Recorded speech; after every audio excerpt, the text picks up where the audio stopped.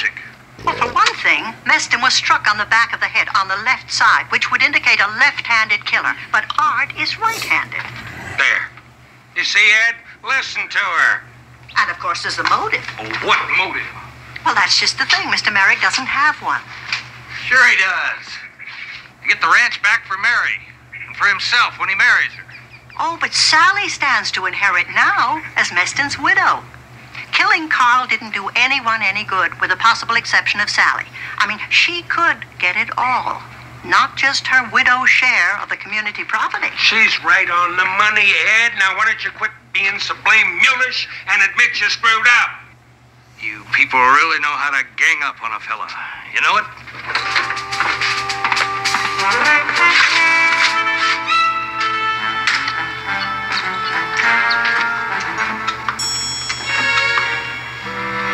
If it wasn't 9:40 in the morning, I'd say he just rode off into the sunset. Oh, he's a bonehead, all right. But he will have to turn Art loose as soon as I get bail, and that's already in the works up at the county seat. Oh, good, Sam. That was fast work. When they come up for air, you might tell Mary I had a little talk with the boys. We all think it would be wise if we stayed close by her till all this is settled, so I'll see you out there at the ranch later this afternoon. Well, I know that'll mean a lot to her. See you then.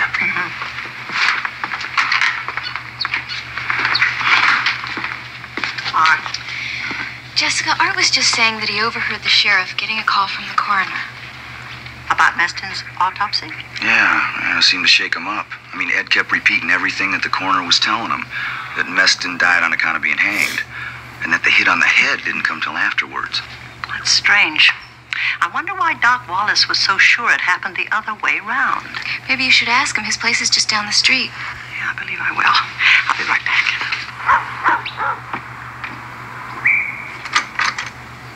Okay, bye-bye. Good morning. I'm Alice. I expect you're Miss Fletcher. Hello, Alice. You're right. I am Jessica Fletcher. What was your first clue? Well, besides being Doc's nurse, housekeeper, and Lord knows what all, I'm the local telephone operator. Not much goes on around 50 Mile I don't know about right off. Speaking of Doc, is he in? No, he's out on a house call. He'll be back in an hour. Oh, dear. I'm afraid I can't wait. Oh, are you feeling poorly? Oh, no. No, I just wanted to find out if he'd made any notes about an examination he did last night. Do you think he'd mind if I, took a peek in his file? Mind? Oh, Miss Fletcher, he skinned my hide for sure. The only time I ever saw Doc lose his temper was when he caught some fella one morning snooping through his files. Really? He threw that man right out of the office, hollered at him words that would shame Lucifer himself. Told him if he ever breathed a word of what he found out, it'd be the last breath he ever took. Oh, my goodness. Well, I certainly wouldn't want to provoke that kind of reaction. This intruder, was he, a stranger in town? Not likely. It was that awful man that got himself hanged out at Carver Ranch yesterday. Carl Meston. You asked me. A man like that was born to hang. Don't you think so, dear?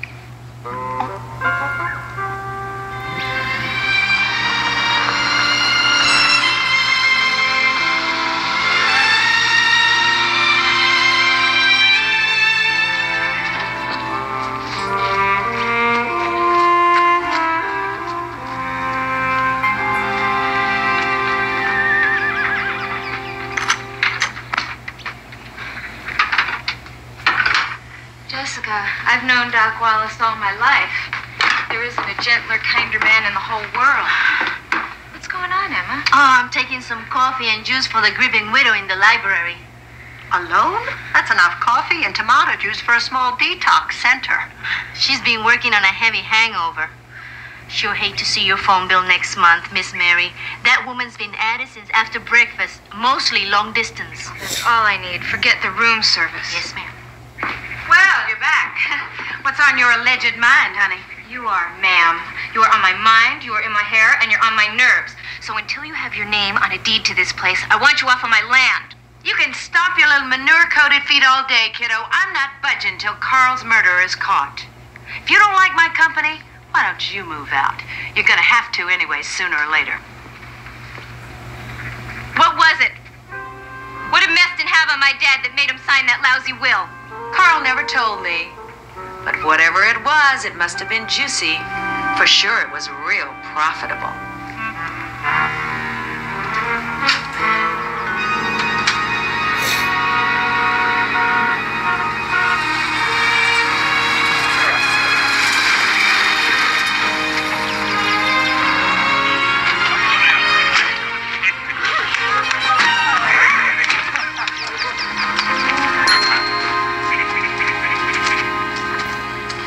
Door-to-door delivery. That was very thoughtful. That was the least I could do. Drop the murder charges. You and your logic. It takes a strong man to admit his own mistakes, Marshal. Still think he's my best suspect. Ma'am, if Art didn't kill Meston, who do you think did? You know, might be a good idea to challenge Sally Meston to an arm wrestling contest. I think you'd find it illuminating. You want to arm wrestle with little old me? Jessica tells me you're pretty good. Honey, I'm very good. Now arm wrestle okay, too. Oh, don't mind me, Sally. I'm just trying to analyze your technique. Well, it's just all in the timing and the body English. The women's North American champion's just a little bitty thing. Lot smaller than me. Ready when you are, babe.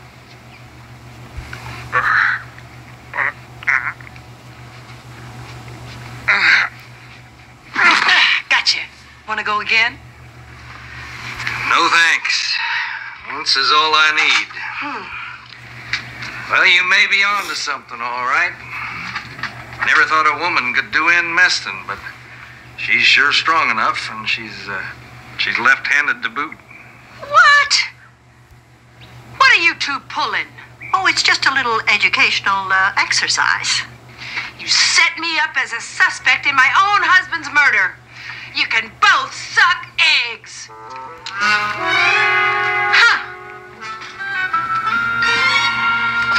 Too bad. I think she kind of liked me.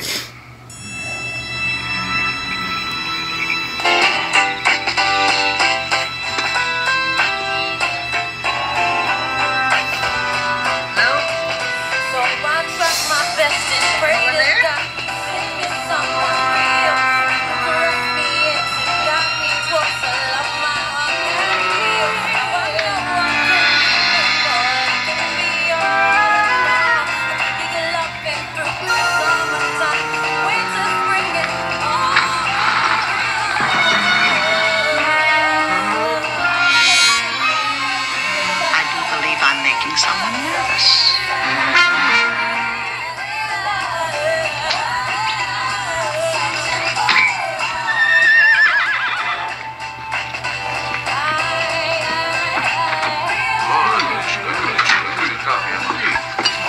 What's for breakfast? Look, folks, my cupboard's bare. Anyway, I got tired of sitting out in that RV all by my lonesome. Are you a good ranch foreman? Maybe we could work it out that you can stay on after I take over. Don't, Mary. Don't let her get to you. Getting to her wasn't my plan.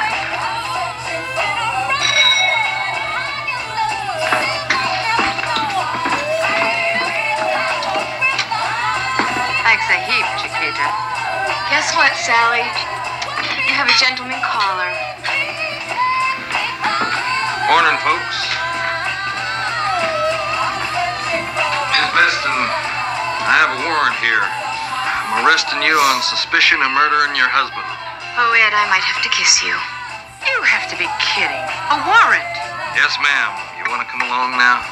Hey, you're crazy. I did not kill Carl. How about one of them? Uncle Tim or Doc or the other two? I'll tell you something. I don't know how or why, but Carl knew them all from a long time ago. Just a moment. You're saying whatever Carl held over Jack Carver, it had to do with the others, too? That's right. So what if they all alibi each other? Thick as they are, lying to protect one of them is no big deal. TGRS, Burlington. You lay a hand on me, cowboy, I'll bust your face. Landon Mitchell. Sally, don't you think you better play your trump card before you wind up on trial for murder? I don't know what you're talking about. Oh, I think you do. Your only motive for killing Carl is supposedly to get sole ownership of this ranch as his widow, right, Marshal? That's how it stacks up.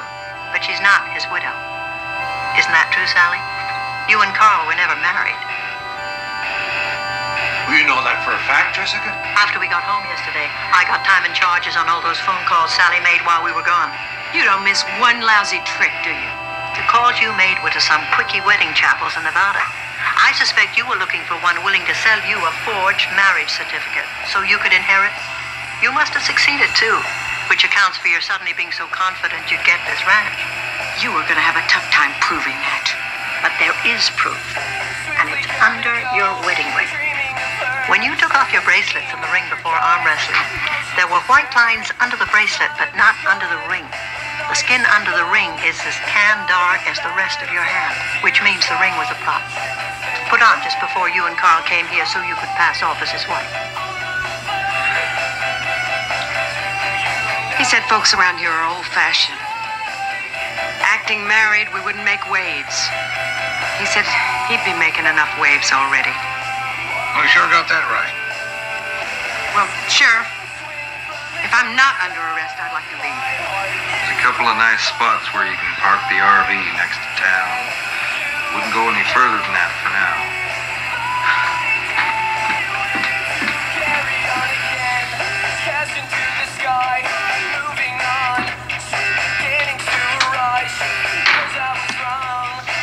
Okay, I'll admit it.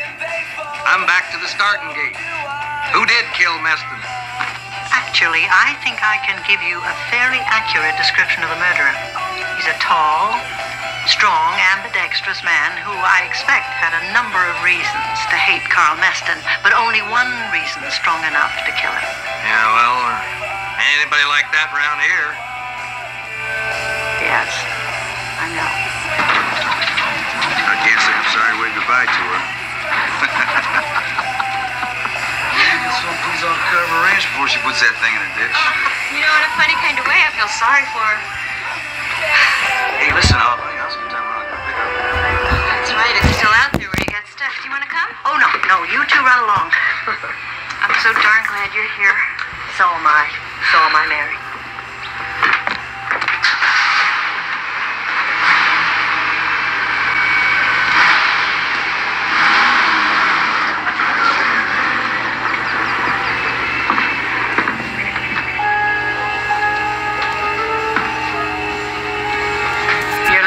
Doc. I noticed that before. Very left-handed. Ambidextrous I ain't. Tell me, how did you come by that little gem of yours? The blow to Carl's head was struck left-handed.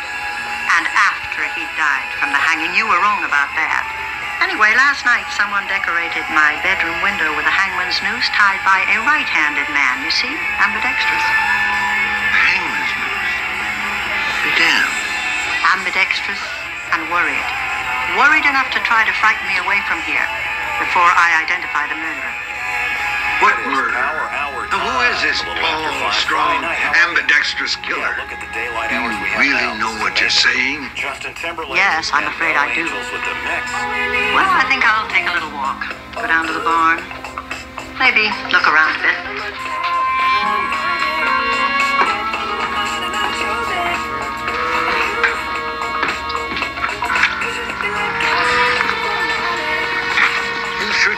Something you don't understand. Now, someone can get hurt bad. You're not talking about me, are you, Doc? It's Mary. Mary could be so badly hurt. Well, then will you just drop it? Right now, please. Carl Meston was killed to protect Mary from something. A secret, Doc?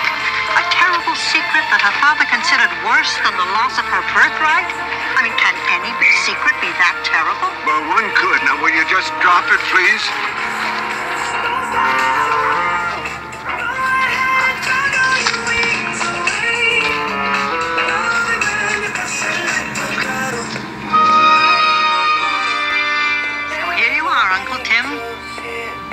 Doc, Sam, and Bill. 4 men who added up to one tall, strong, ambidextrous killer. You did it together, and you alibied each other. That did throw me off, till I realized what it really meant. Jessica, if you care anything for Mary. Of course I did. Doc, what was it that Meston got out of your file? You knew about that? I know 3 of you had reasons to hate Meston. Tim, because he was taking this ranch, and you, Bill, because he coerced you into a bad business deal, and Doc, because Carl learned something he shouldn't have in your files. Was that the secret you're hiding from me? No, it was part of it. Big part. What about you, Sam? Did you have some reason to hate Carl that I didn't find out? Just knowing Carl was reason enough. We all know him too damn well. Who was Carl Meston, anyway? I realized he was familiar with this place. Even knew that hay mow door needs the bracing in the wind. So he must have worked here at one time. But before Mary was old enough to remember.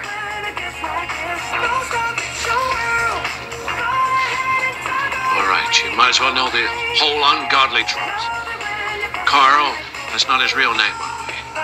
He was a randy young ranch hand here. Tried every way he knew to seduce Jack's wife. Ruth, her name was. Just a kid. Young, shy. One day he found her alone. He tried to smooth talk on her again, and when she said no, he raped her. It was just pure animal lust. She was battered all over when I examined her. And then he ran. The 4 of us and Jack hot on his trail. Well, we caught up with him. We strung him up. We all wanted to see him die after what he'd done to Ruth. All but Jack, he said no. Talked the rest of us out of the lynching. Said we'd turn him over to the law instead. Only escaped. Got clean away. In the meantime, Ruth was pregnant with Mary, the child of that rape. Oh, dear Lord.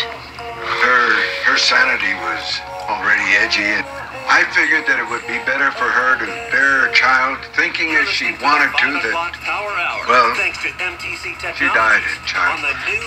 My brother Jack, he raised that child like it was his own. He loved her, he doted on her. His one great fear was that Mary would find out the truth about her birth. And Carl, how did he find out about Mary? As near as we can figure it, he changed his name, stayed around these parts, kept out of our sight, of course, read about the birth in the paper, realized it was exactly 9 months since the rape, and guessed the rest of it. But he needed a clincher. So when he came back here with his new name and his threats of blackmail to keep us under his thumb, broke into my files. Mary's file? No, Jack's. Jack was sterile. He could never father a child of his own. It was right there, the undeniable proof that Mary was Carl's child, not Jack's. And everything you did after that was to keep Mary from finding out. Day of the funeral, we were all out here in the storm, securing the place. We saw this stray horse run in here where Carl was working. The idea must have hit us all at once. All those years ago when we put him on a horse to lynch him. Yeah, it seemed like divine providence was daring us to do it again. Where we told ourselves we only wanted to scare him and to quit his claim to the ranch. He was arrogant, cocky. Just sat there on that horse laughing at us, saying we didn't have the guts. And then there was this enormous lightning flash. The horse reared. It bolted. Carl's neck was broken. It was as if God had meant it to be. After that, it was obvious that one man could not have lynched him, so we took him down and I hit him, because I knew where and how hard. Then we strung him back up, went back to the house. Never figured that Art would be blamed. And we'd have stepped in if you hadn't cleared it. Uh-huh. So what happens next?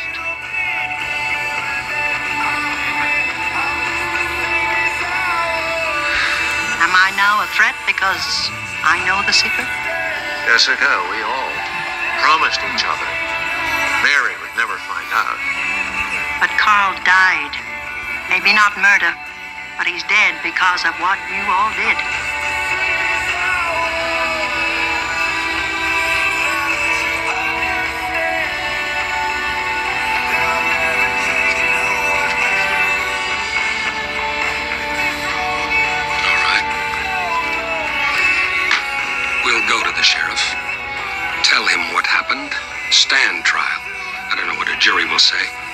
We'll even go to jail if it comes to that. But there's no way on God's green earth Mary will ever know the reason why. Not from any of us. Nor from me, Sam. She's been hurt enough already.